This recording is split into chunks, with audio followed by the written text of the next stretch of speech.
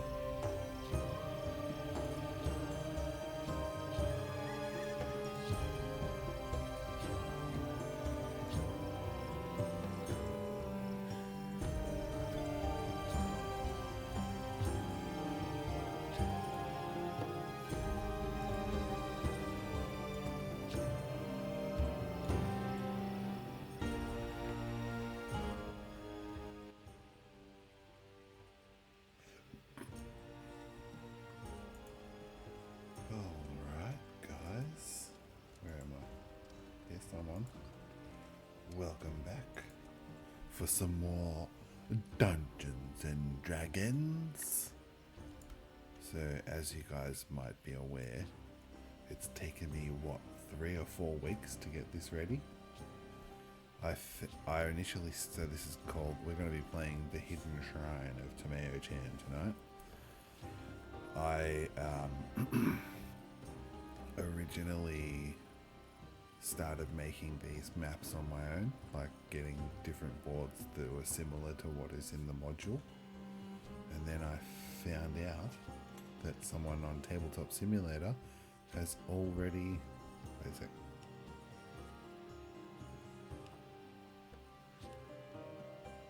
Hey.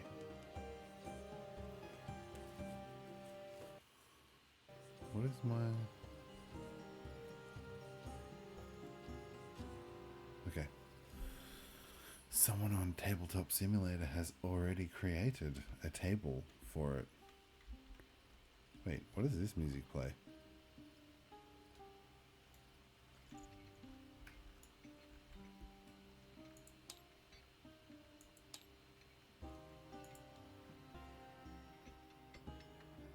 Oh, I wonder if I could just use this.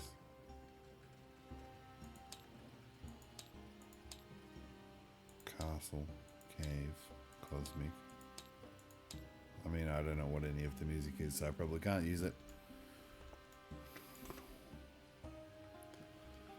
Yeah, so we're going to play the Hidden Shrine of Tamaochan today. Thank you very much for joining me. If anyone can hear the dog whining in the background, please let me know, because I've got to go get him out of the room where my kids are, because otherwise my kids are going to wake up, and then that's going to be problematic, because Geraldine is away. So if they wake up, that'll probably be the end of the stream. Anyway, so it's taken me a long time to get, so to start with, this section here, Patreon Box Avenue Adventures, I don't know what this is. I don't think this is part of the Hidden Shrine of Tamaochan, but I didn't want to delete it and then need it later, so I just left it as it is. What has he got here? You can put flowers on here? That is interesting.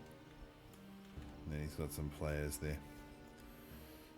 And he also had this set up to be different players as well, so I've had to delete all that and bring in all my own. And you might notice the different cards here. So when we were doing the prep work for it before, it was a different colored cards. Then when I reinstalled Windows and tried to re-download my game, those cards weren't working anymore, so I had to go and get a whole new set of cards. So that's these. I don't know why that pile goes up and down. And so then I edited in all the characters from the original module. So you've got Mira the Disgraced, who's a human cleric, lawful neutral, and an acolyte. Let's start by reading their background, shall we? So Mira is from the city of Pontilva, which is a loyal daughter to the Sea of Medigia, where she was a cleric in the lawful neutral temple of the correct and unalterable way. Mira has always been faithful and obedient, following the orders of her superiors and competently completing all tasks. Her good service was noted, and she rose in levels within the church, assuming more difficult tasks as her power and skill increased. Always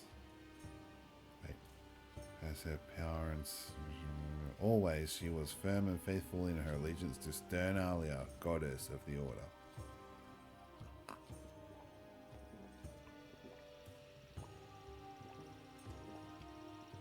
Eventually, a new Archon mounted the throne in Pontilva, one who claimed Alia as her patron. The Temple of the Correct and Unalterable Way grew in followers and prestige as time passed, Mira noticed that her peers and superiors were becoming increasingly arrogant and arbitrary. Their pronouncements came to be regarded as law, and they began to see themselves as the ultimate arbiters of justice. Mira saw that they were falling into the heresy of believing that law is... Oh my goodness. Let's fix this. That's going to annoy me.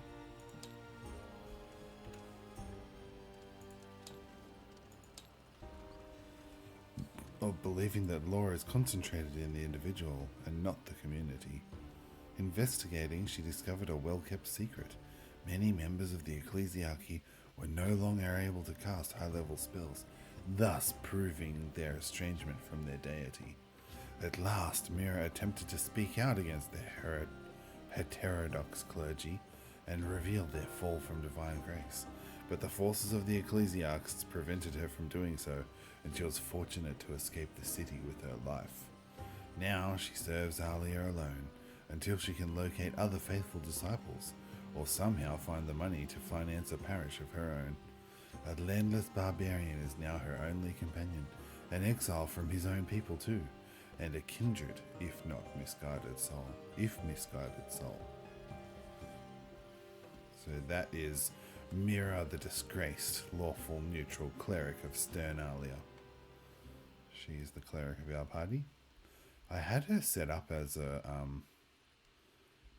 a light cleric for the purposes of stat distribution and spell selection, but I actually don't know what sort of cleric you would choose that would go with this, like Sternalia. I don't think light is the right one. Let me know in the comments if you have an idea.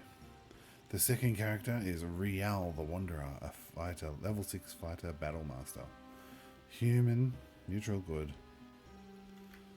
He should also be a barbarian, but I think in the edition that this was printed in, there was no such thing as barbarian. So he's Rial the Wanderer. Rial is a native from the barbarian tribes of the Ulman Islands, where he was trained as a youth in the arts of war.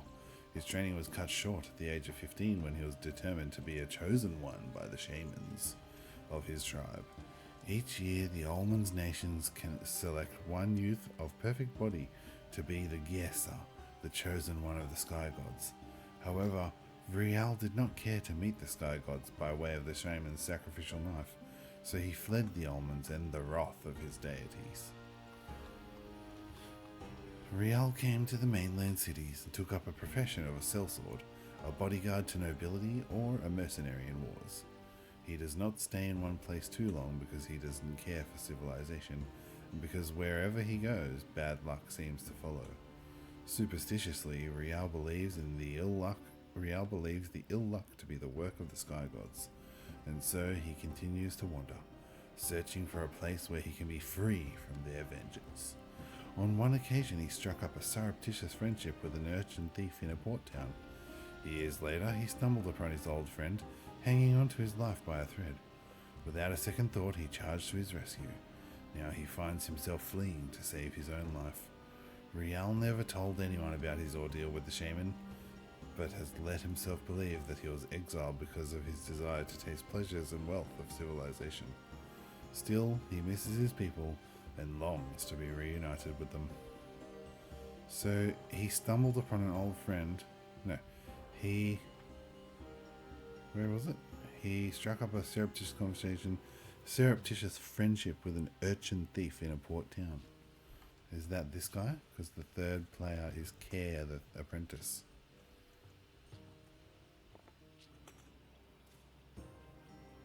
Yeah.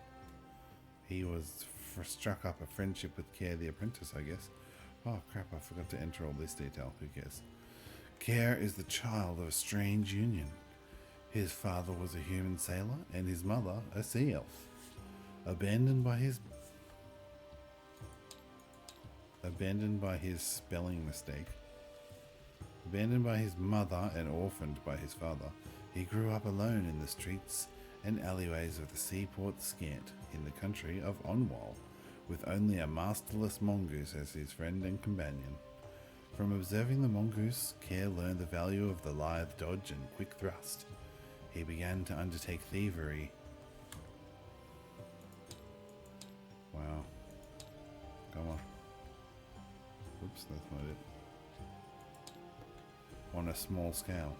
Ritark, the kindly scholar, noticed the quick hands and wit of Care and took him into his service as a helper and apprentice.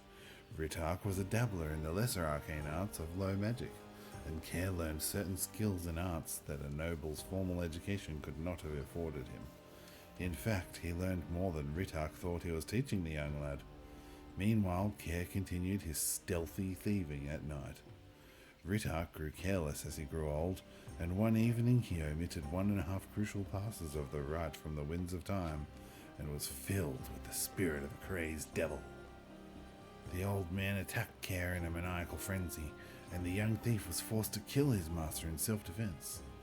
Unfortunately, the city guard who wanted to ask Care some questions about a missing necklace took that moment to enter and find him standing over Ritark's crumpled form with a dripping blade.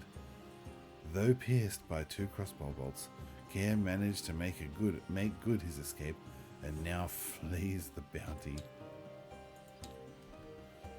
Now flees the bounty hunters who pursue him for the price on his head. There was another one here, wasn't there? Unfortunately, the city guard who wanted to ask Care some questions about a missing necklace. There's so many commas in this. Took that moment to. I don't know how to fix that. Anyway, so Care the apprentice is a level 6 at the moment. He was meant to be a dual class rogue wizard, but I just made him into a level 6. What are they called? Arcane trickster. I don't know if that's a good thing or not, but he is now level 6 arcane trickster. He's got mage hands, mind sliver at. Is that a cantrip? Mind sliver 5e.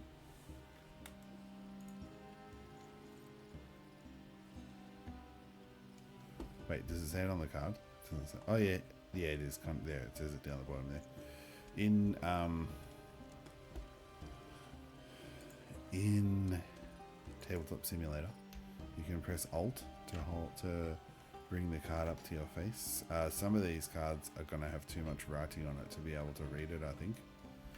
If I just show you, so I've got this is the DM table. And I've got all the monsters from all the encounters written here. This one. Oh, that one's not too bad. Still small. This one. The vampire spawn. Look at the tiny writing on that. I might have to read this off a web page and not off the app, not off the game. Anyway, so let's move on to the first chapter of the story. That's the background of the characters. I've got no one coming in chat though, so it's just going to be me playing this. No one wants to join? The hidden... Nope. Keep going. It says start. And then it keeps going on with rules. Right, this is the first bit. The Vault of Chikomostok. So what happens is all 3 of the player characters are running from hunters, pursuers.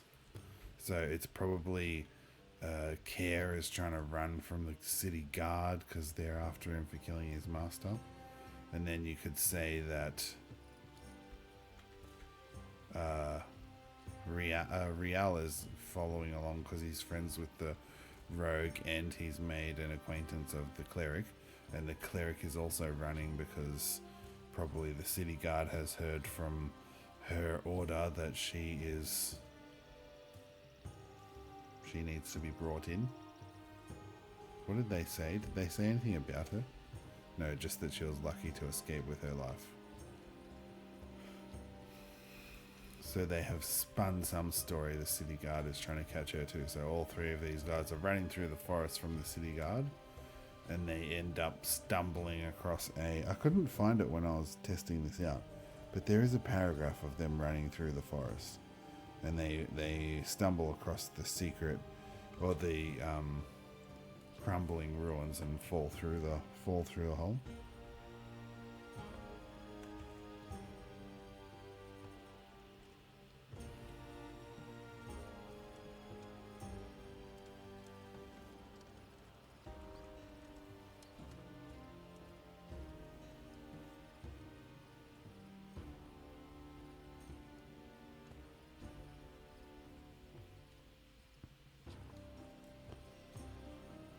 Because originally it was written as part of the D&D tournament. Your party is lost and should never have abandoned ship, but we're not doing that.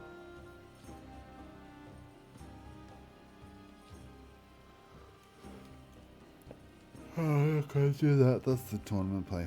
We're just going to say that they were running through the forest being pursued by guards.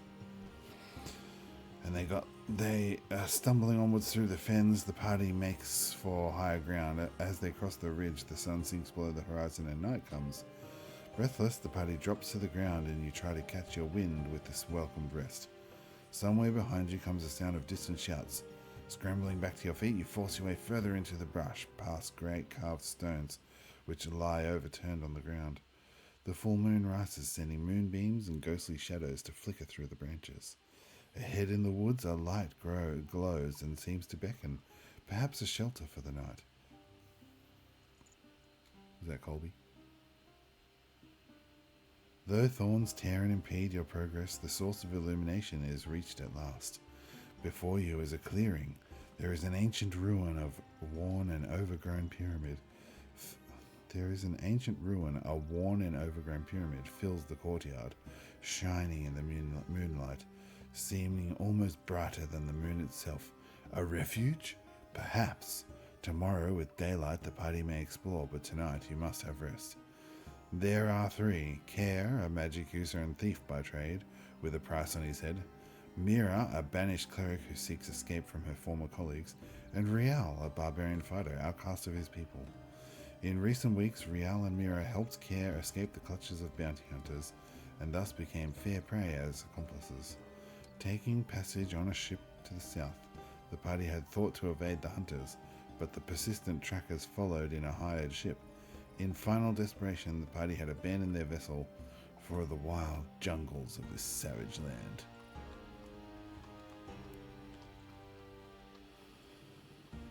Okay, the sun has risen, and after hasty council and preparation, the party gathers up their equipment and starts towards the pyramid temple. You tread carefully across the cracked and overgrown flagstones, stepping over fallen and shattered pillars, pushing aside vines and briars. As the party approaches the temple, the sound of crashing through the underbrush comes from behind. Turning around, the party glimpses men moving through the woods towards the clearing. Then the earth shudders and gapes as gapes open beneath the party's feet, and you are falling amidst the roar of collapsing masonry. Dust fills the air, and the sunlight disappears as the darkness swallows you. And that's where we're up to. Actually, is that what they're playing here? I don't know if that's what they're doing here, running through the underbrush. But there's no ship or anything here. You know, whatever. We are starting in this part here, which is the first room of the hidden shrine of Tamaochan. I might actually bring up an annotated map of a hidden shrine of Tamaochan for me to see, just so I can see the numbers. Images. Is this it?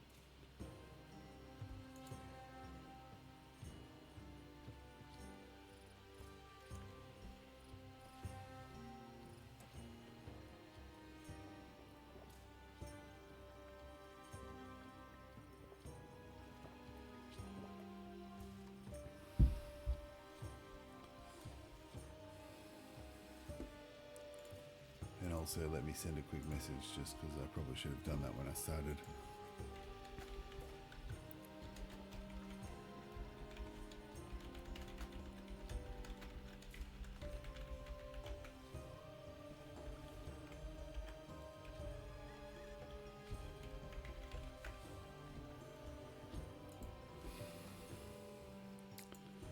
The hidden shrine of Tamaochan. Oh no, I'm not reading this for you.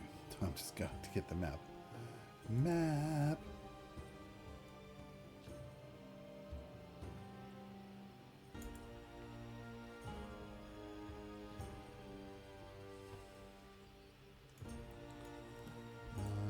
How do I? No, this is it. Yep. This is the annotations. Okay. Let's go. Oh, you're late. Yep, sorry. I started streaming and then realized I probably should just text you to let you know what I was doing. Welcome, Bumfoff. Thank you for joining me.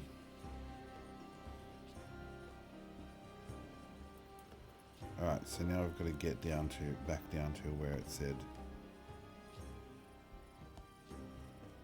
breathing heavily. So the party's just been running from some pursuers through the forest and fell through a soft bit of earth into a cave-in. Breathing heavily, you find that the world has stopped tumbling and you now sit on cold, damp stone. The coughing and wheezing of your companions can be heard nearby, hidden in the darkness. To your back are roughnecks. To your back are rough rocks and broken earth. As you sit, the rumble and clatter of rocks diminishes to the occasional rattle of pebbles and the shush of sliding dirt. Did I name them? Yes, I did. Okay, cool. I'm more organized than I thought I was. So we've got Care the Apprentice, Rial the Wanderer, and Mira the Disgraced. What color am I? I'm not black, am I? No, because I can't see the map here. Good.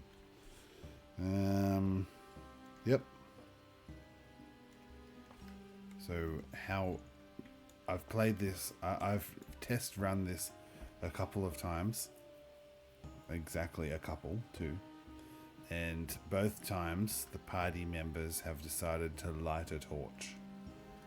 So we can go to, each person should have a torch and flint and tinder and stuff in their inventory. No way, really? Wait, I don't think anyone does have that. Surely not. Did I just forget to put it in? Oh no. Rial's got a torch and tinderbox. Ah, so it's not... it's not...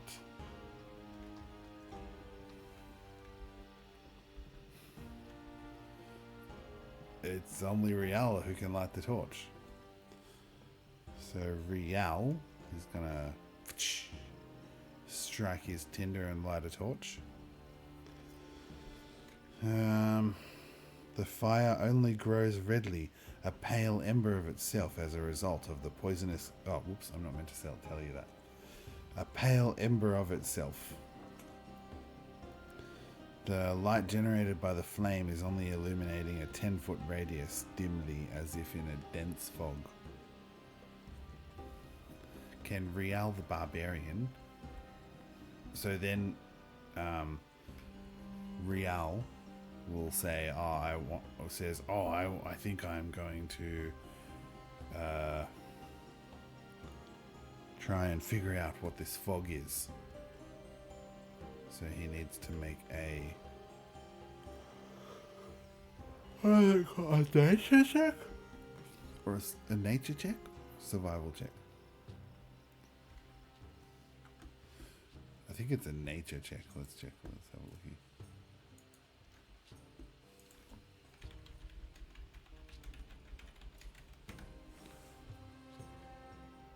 A nature check measures the character's ability to recall lore about terrain, plants, animals, weather, natural cycles. And a survival check is how to do something like light a campfire or build a shelter. Yeah, so it's a nature check.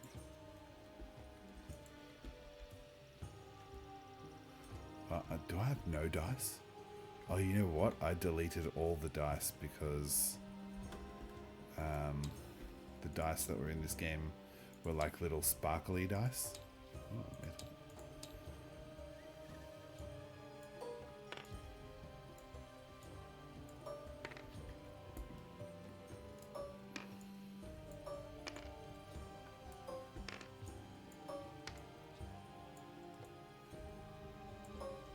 Oh, I've already got a D6.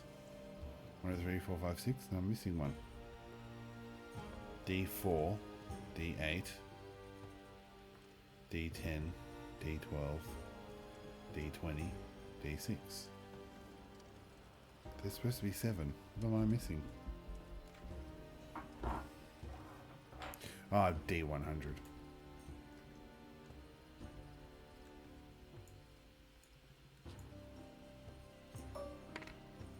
How do I get a D100?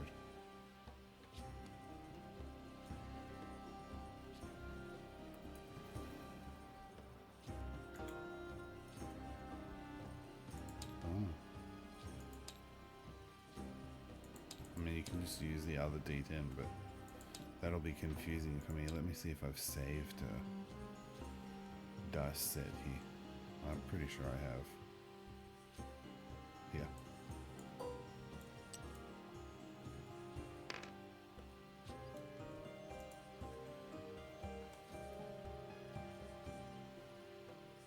Delete.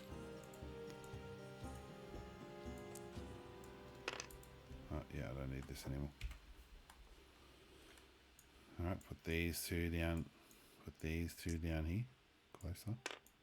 Put this in there.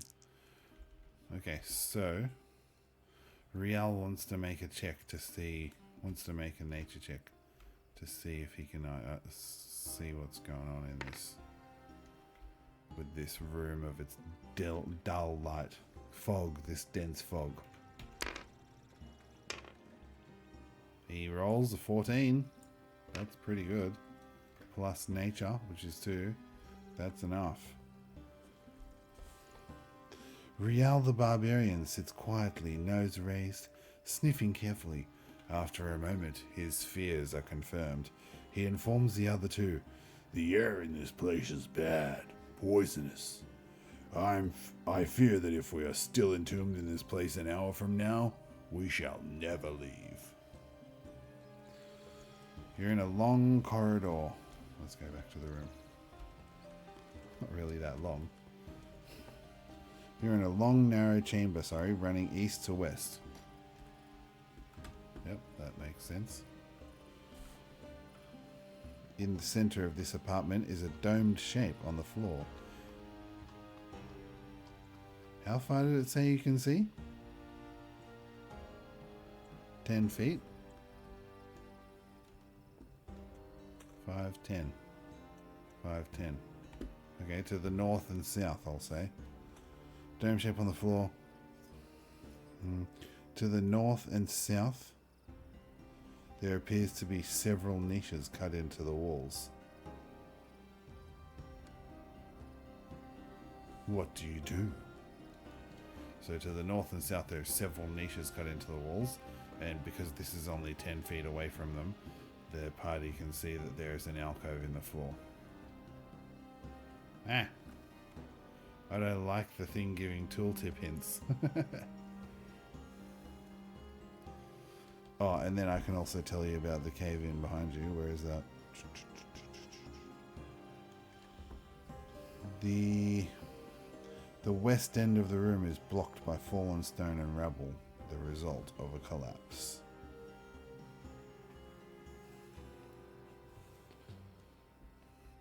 Dun, dun, dun, dun, dun, dun, dun, dun, dun, dun, dun, dun, dun, dun, dun, dun. So what should we do, guys?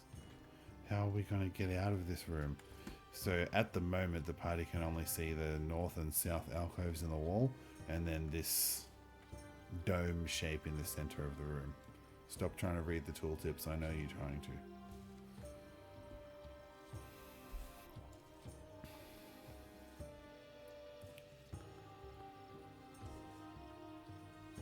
So you actually, where is this? I can't really, it's fog of war. There's the fog of war in this. The fog of, well, that's, yeah, it says. The fog of war in this app is really shit house.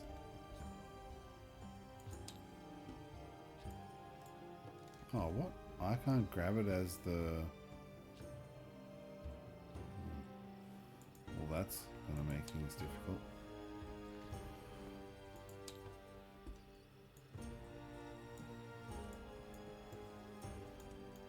Aww. I want to be able to pick it up.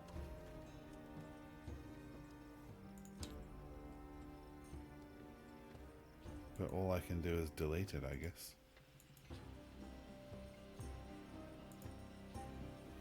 Uh-oh. Yeah, see, I can delete it.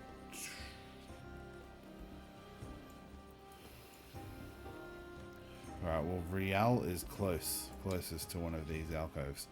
So he's going to come up here and have a look at it.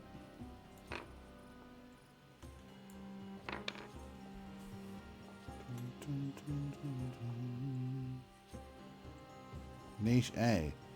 So Rial comes up to the alcove. The first alcove contains a river scene. Oldmen, men, women and children are busy gathering rushes, fishing with nets and carving a dugout.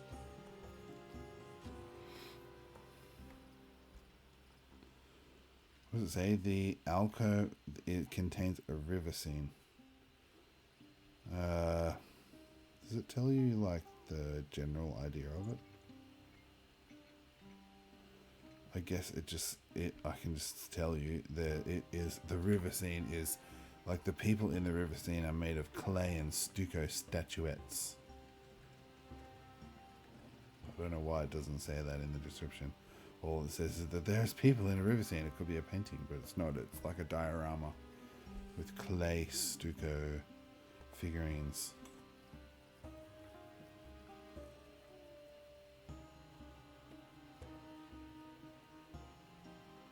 Oh yeah, here it is. Each niche contains a diorama depicting some aspect of tribal life.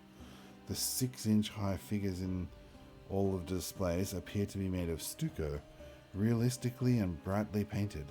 The scenes portrayed represent fishing, farming, religion, warfare, whatever you're meant to discover that on your own.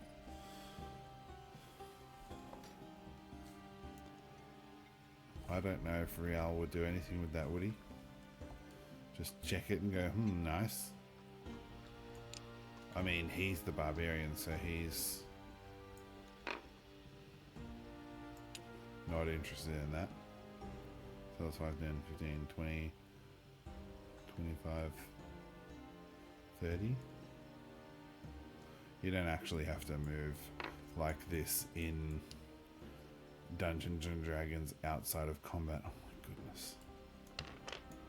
Oh, Rial just fell through the floor. This is not Rial's. This is not Rial's miniature. This is Rial's miniature.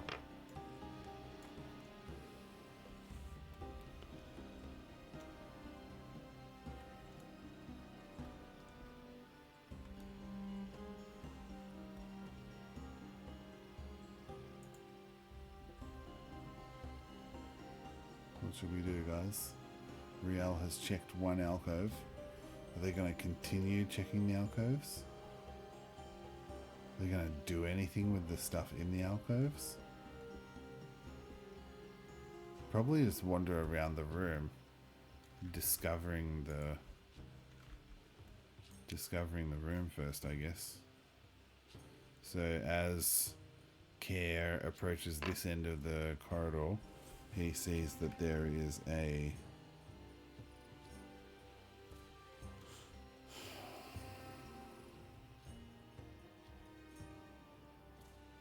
what does it say? He sees that there is a stone door.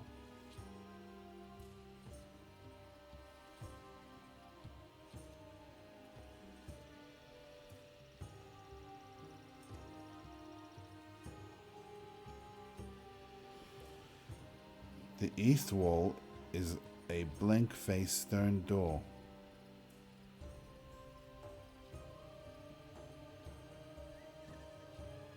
There's more description of the door. Where is the door? The door, is this the same room? Yep. The door is carved with a sun symbol and appears to be open into the room. So they have to pull it to open it. Hang on a sec. I just was looking at if I can change some music to a crumbling cave. Music? Anything?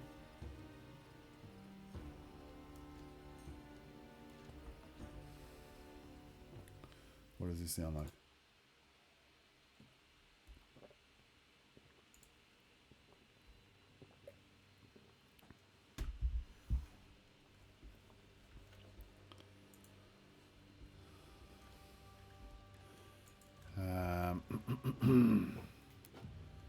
So, I mean, Care the apprentice is probably interested in the door more than anything else. Because he's a rogue.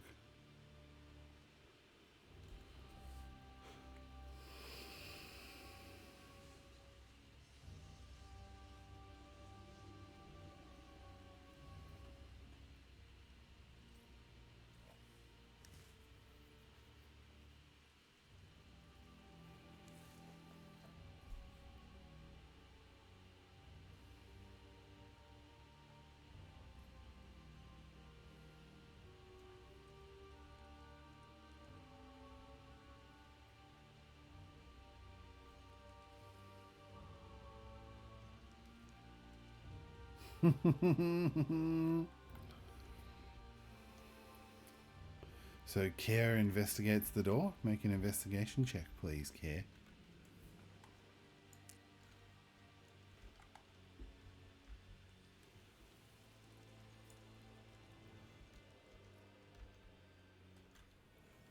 When the game loads. That wasn't a roll, that was me putting the dice down. Okay, Laura Bailey. Oh, 18 plus intelligence. No, plus investigation. Which one is Care? No. He's got the smaller lot of spells. Investigation is +0. Awesome. No, wait, 1 plus 1. Yep, he's got a +1. So 19. That's pretty good. He is able to look at the door.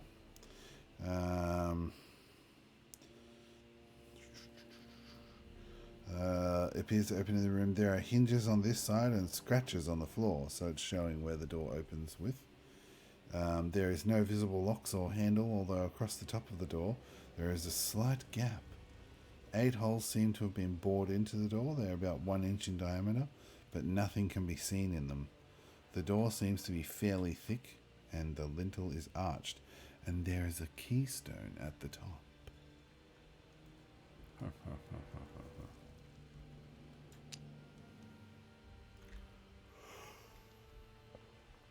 Search for traps, maybe? What does searching for traps do? That's an investigation check as well, right? So he's already done his investigation check. And he can see no traps on a 19.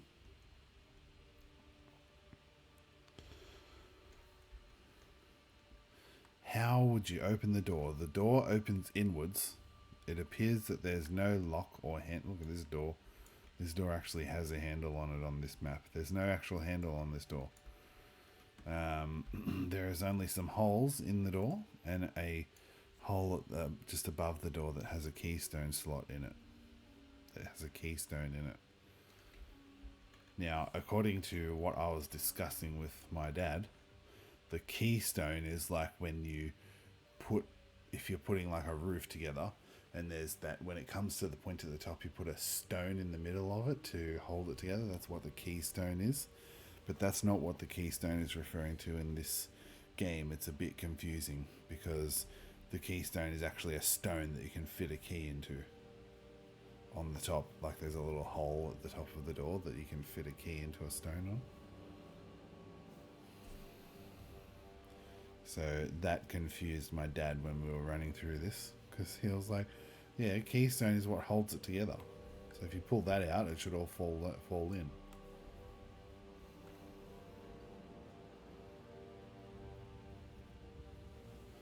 So there's a few options. You can try and figure out a way to unlock the door, or there's hinges on this side of the door. You can see some hinges on the inside of this door, so you could pry the door off its hinges, or you could just straight up bash the door down, but that's going to cause damage to your weapon.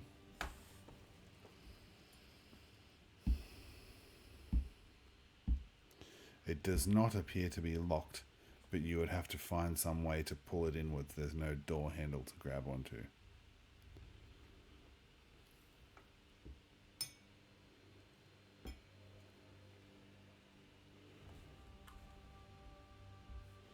So what do we say? First, there's a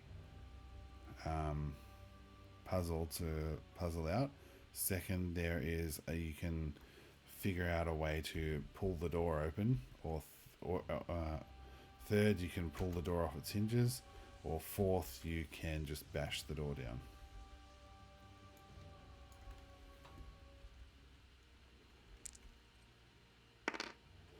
And we got a 1. So the party decides to figure out the puzzle.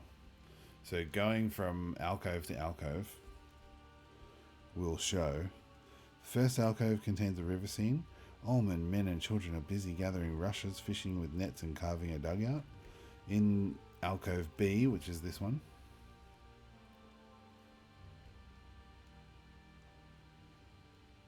or is this one the alcove? D, E, F, A, B, C. How come this one doesn't say? Oh, there.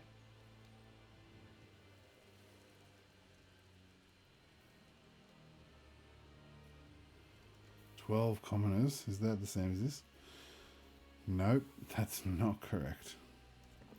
This recess portrays natives farming. They are planting maize and harvesting wheat. There are several warriors standing guard, and a priest in a bird costume is blessing the fields. Niche C. The third niche portrays a temple upon a tiered pyramid. Natives are bringing small offerings of gold and jade before the temple. Oh, you know what? It has to be Rial who's looking at these.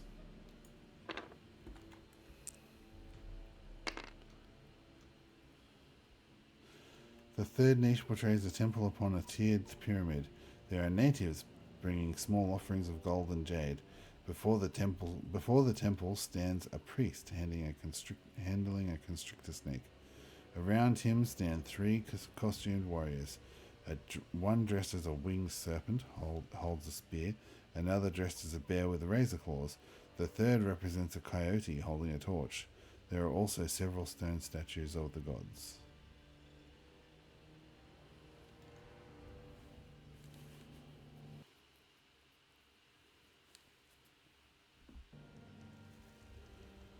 Okay, so then niche E. No, niche D. The fourth niche. This one? Okay, so we're going to niche F first. The sixth hollow shows native men and women engaged in different crafts. Weaving rugs and baskets, carving totems, making pots, grinding stones for weapons, and making clothes. What was that, a 7? So then he's going to bring his torch over to niche E. The fifth display is that of the creation of the world. All of the statuettes are stylized and obviously non-human. A god adorned with a green quetzal feathers is mixing ashes with blood to form sculptures of a man and woman. 4 towering figures painted red, black, blue, and white are standing about a fire committing suicide with their daggers. Nice. 2 smaller figures are ringed by the 4. The modest, pimply one is being consumed by the fire, while the braggart, Lord of Snails, cowers in fear. Wow, that's telling. Hey, Gothic Bell. listen. Hello, Gothic Bell. Thank you very much for joining us. Use a sound alert to get my attention. How are you going, Gothic Bell? Having a good day? We're trying to play some D&D, but it's kind of hard for me to play this section on my own because I already know the answers. Niche D. The fourth niche holds a scene of tribal warfare. All the figures depict warriors carrying spears, clubs, and hand axes or daggers. The warriors of one side are painted black, while the other side is done in red. I guess then Rial would be like, okay, what's this? Oopsie. Rial just tripped over it. What's this shallow in the middle of the room? Because he's like, what? That doesn't mean anything to me. All those niches just have people doing stuff.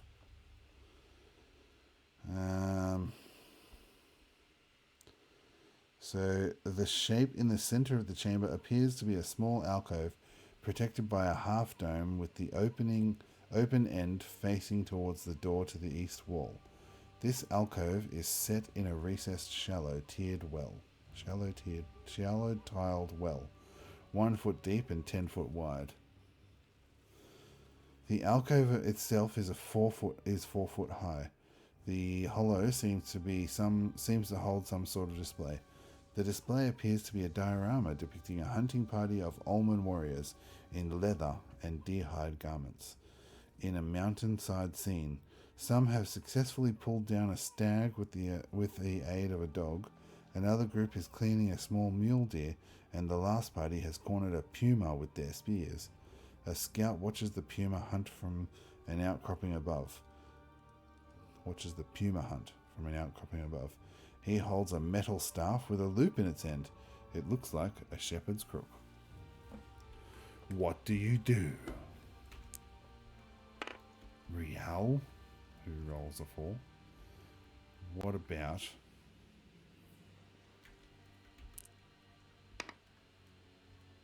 seven?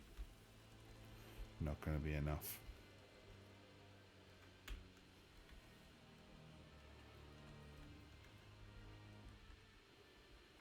-1, 6. Yep. Rial stares at the alcove, not able to comprehend any way that this could be useful. But I think by now he's going to get sick of this, and he's going to look at the alcove that he's facing into, and he'll probably lean down.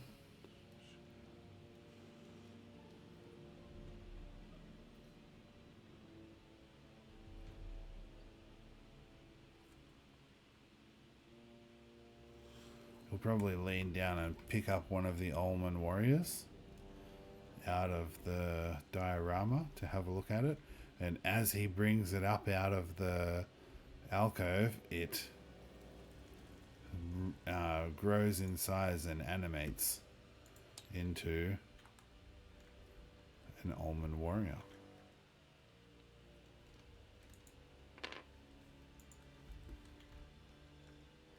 And as the Ulman warrior animates, it lunges to attack Rial. So it's going to get a surprise round of attack on Rial. And it's going to make a hit of... Whoopsie, what did I just do? 15? I think I just made this thing go up and down. So 15 plus a strength. It's using strength, right? What is it attacking with? Spear. Yep, strength.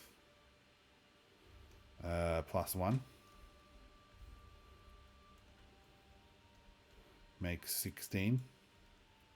Rial, what's your armor class? 15, so he hits. Dum dum dum dum dum dum dum dum dum dum da dum. That was meant to be Pokemon, but it turned into Mission Impossible.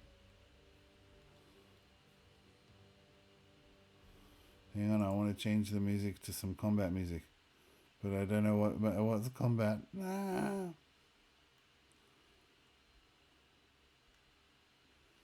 That doesn't sound combat-y. No. Come on, guys over on Tabletop Audio. Tell me where the combat is. Like, give me some combat music.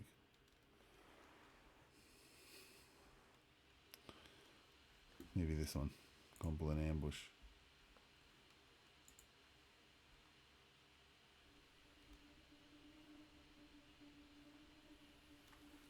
Let's go with that for now. Okay, so he hits with his spear, which is a +3 to hit. Which we've already figured that out. And he does 1d6 plus 1 piercing damage.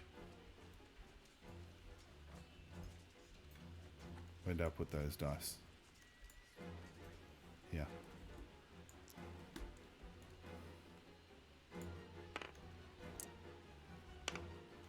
Three piercing damage to Rial the Wanderer. Oh, yeah, that's right. I was like, oh crap, I didn't make health things. But I didn't make health things for the bad guys. Oh, that's max.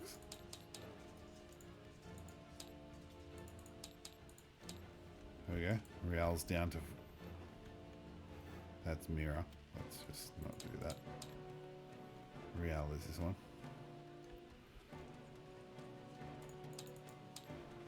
Real is down to 67 health. Now everyone can roll initiative. So what? Three from the top of the round. That was the tribal warriors roll of the 3. So you can get a little note card like this.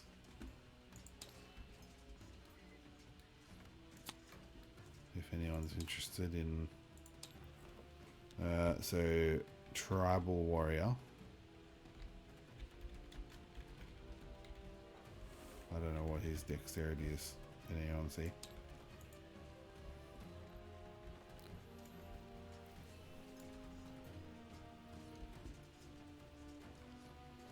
Zero. Okay, cool. I was right. Alright, now Mira is going to roll, and she's got a a dexterity of 0. Cool. Okay, Mira. 6. Oh, it's better than the tribal warrior.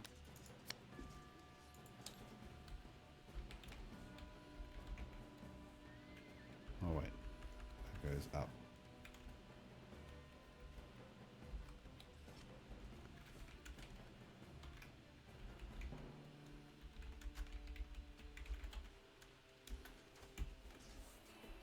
Okay, who's next?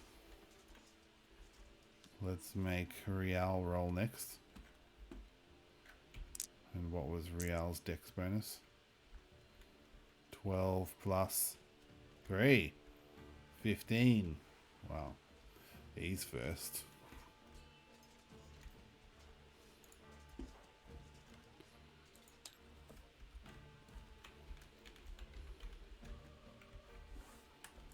And then Care.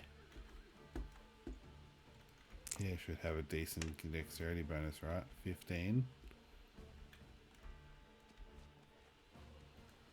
Plus 3. 18. So Real, Care is first with a roll of 18.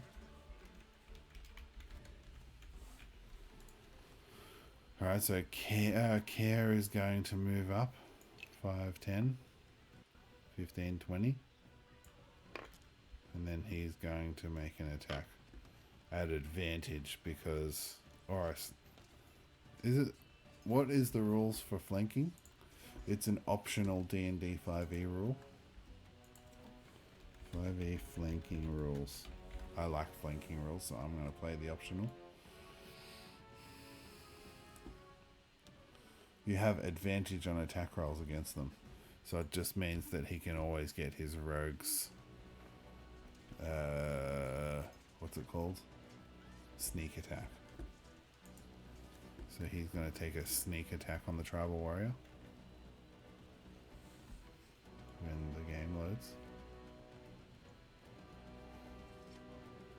Well, first he's got to roll to hit.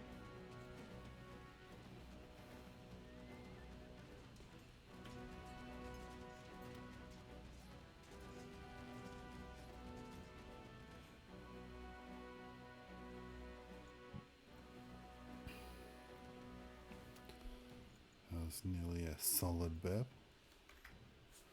Oh, come on, dude. Okay, so, wow, nat 20. Holy cow. That is awesome. He's so dead. So he's doing 1d4 plus 3 piercing damage with his daggers. Double daggers equipped.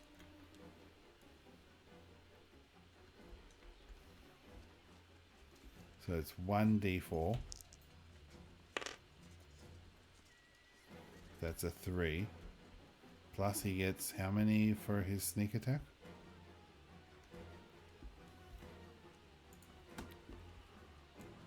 I forgot. Isn't it 2d6?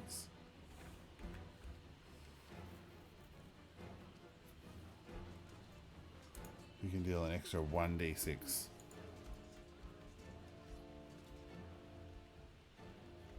So 3 plus 4. 7 times 2 for the crit is 14. Plus 3 for dexterity bonus. 17, and you don't add your proficiency to the damage roll. Yep. So 17 damage to that guy. How much health does he have? 11? Yep, told you he was dead.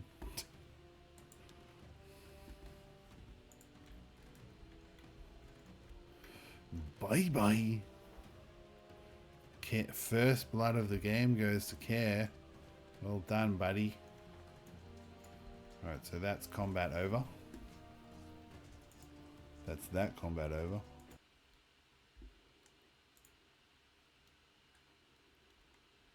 Wait, let's do this one.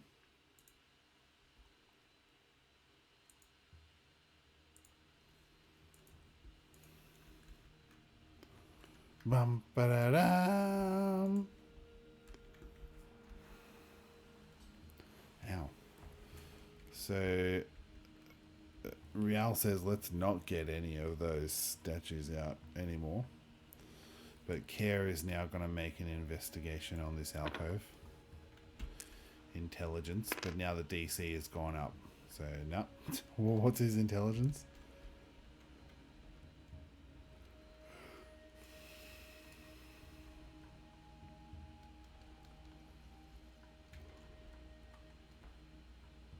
+1? No, that's not enough. Like, just to give a hint. So he's going to come back to this door. And then it's Mira's turn.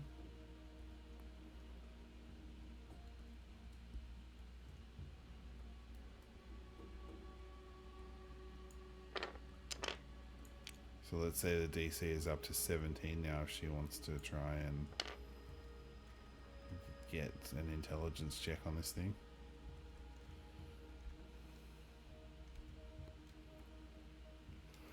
Her intelligence is +2. She might as well try. What did I say? 17? Oh, she did it. So, actually it would probably be a perception check, not an intelligence check. Anyway, either way, she got it. So, Mira realizes that the character holding a metal staff, the staff is able to be picked up. Exclamation mark Discord. Hello, here comes the Manny. Thank you very much for joining me at the almost end of our D&D stream for tonight. How are you going? Oh yeah, it's 11 PM where I am. I've got to go to bed at 11 because my kids will wake up at 7. What is exclamation Discord meant to do? Should I tell you what my Discord channel is? Oh yeah, I don't have one of those. I actually do have a Discord channel. I wonder if I should put that. I made a Dungeons and Dragons Discord channel called It Started in a Tavern. Anyway, so Mira picks up the shepherd's crook and then brings it across to this door and shoves Care out of the way because he's not doing anything with his tools there.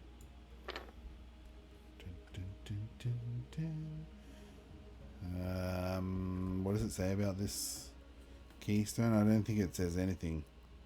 I think Mira is just going to try and jam the shepherd's crook from the diorama into the keystone in the door.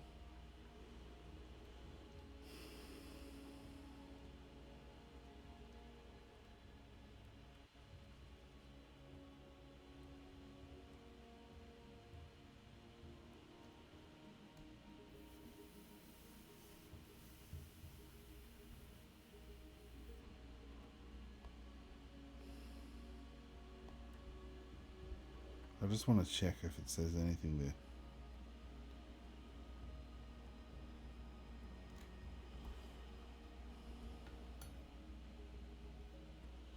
Okay, so the key is used and springs the door open when it turns in the keyhole.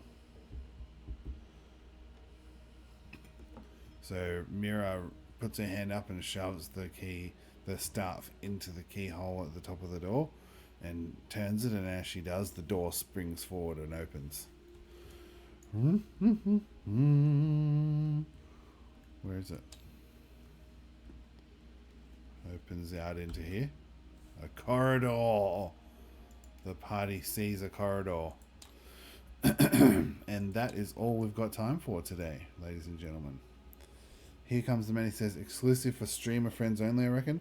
No, the Discord channel that I created. So when I originally was after, so we were playing. It started with a tavern with Bumfluff and Seraph Blades, and we've got all those videos on of a homebrew campaign that I made up myself. There's all videos of that on the YouTube channel that you can search for, because I've got all my videos there sorted into what is it called when you sort them into their video episode things?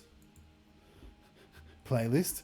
I've got them all sorted into playlists, so you can search for It Started in a Tavern playlist on the YouTube channel, and you'll be able to see our original videos that we made there, of me being a really bad DM, and thank you to Plonky and Pickle Folger for being such good sports. They took it on. we made a pretty good couple of episodes there of D&D, and then we stopped doing that for a while, and then I started doing my own. I started playing a campaign that was parallel to that campaign, just by myself on Tabletop Simulator, just to see how Tabletop Simulator works out. And then I started playing these maps. So these maps are made by other people. This is from the Yawning Portal. So I was first tried to do a public game of White Plume Mountain from the Tales of the Yawning Portal, which has a map on Tabletop Simulator already generated for it. And then I got two people joining me. I don't think I streamed that though. I was just playing it by myself, like offline. And so then two people joined me and rolled some dice and created some characters. But then my kids came home, so we had to postpone till later. But I made a Discord channel called It Started in a Tavern and invited them to join it, but have since not invited them to play. So it's only for Dungeons and Dragons, that Discord channel.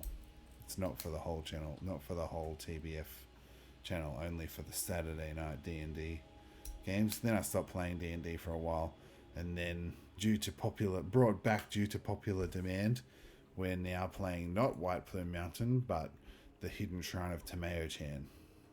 And the reason that I wanted to play the Hidden Shrine of Tamaochan was because it was when they released the Hidden Shrine of Tamaochan, that was when they first brought in an enemy called a Gibbering Mouther. And I was like, oh, I want to try it. Here comes man, he says, how many members do you have there? Probably 0 now. I had the 2 guys that wanted to play D&D with me, and then I didn't ever follow up with it. How do you tell how many members there are? Here, show member list. No, I don't have any members there anymore. But you never know. So my dream for this D&D on stream was that people could just join the chat and we're playing through chat. So you can do, so for this map it would be 3 players. The first 3 players will take a character each, and they'll roll the dice in the chat. If I join, may I hang out? I don't go on there. It's not currently in use. If the D&D thing gets really big, then we might use it, but at the moment there's nothing in use. But you can add me on Discord. I don't really do much on Discord. I'm not very sociable outside my stream times. The best way to hang with me is in chat in stream. But yeah, the Dungeons and Dragons, we were going to play it through chat, so we didn't really need the Discord anymore, because I was going to run the game on the table, and then we had a go of Hero Quest last week where me, Bumfluff, and Schnitzel.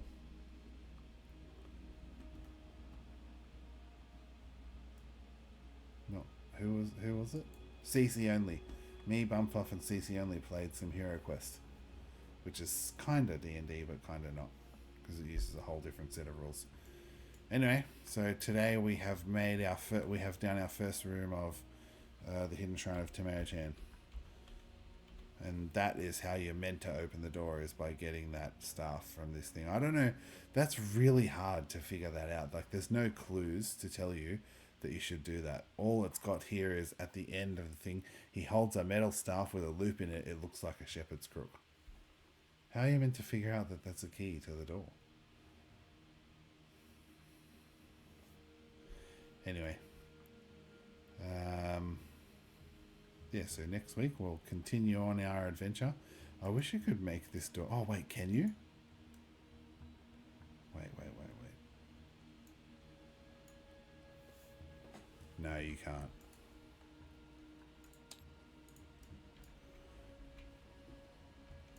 But what I can do is take this out and then get my door from Hero Quest. I have it saved, right? Because the Hero Quest door has been... Oh, no, I don't have it saved. Oh, I've got to save that door. The door from Hero Quest can be opened and closed.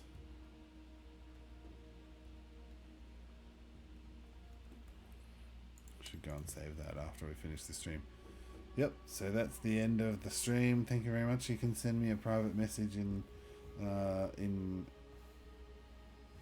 you can send me a private message in, what is it, Whispers on Twitch, and then I'll send you my Discord if you don't want to add me on Discord. And yeah, otherwise, thank you very much for watching. Thanks for joining the chat, Bumfluff. Thank you for joining Here Comes the Manny. If the D&D... Oh, and thank you, Gothic Bell, for joining early on for the first time chat. Very nice to meet you. Come and join us more often. And if you want to see more Dungeons and Dragons, come back every Saturday, Australian Eastern Standard Time, at about between 9 and 11 is when I'm going to play. And then it was just early, like a couple of hours earlier than my normal streams. And if the D&D thing gets really big and people are really enjoying it, coming along playing, because then there'll be the 3 players that join this party, because there's only 3 characters in this map. Then the rest of the chat will be able to do things like change the weather, make suggestion for encounters. That was what we were planning to do for the homebrew campaign. This one actually has random encounters and everything already in it. But if the audience is big enough, wants to come along and make some additions and make some interesting stuff happen in the game, we can. And I'm probably gonna, if that starts becoming a really big thing, we'll probably add some channel points rewards that people can spend to make things happen in the D&D game.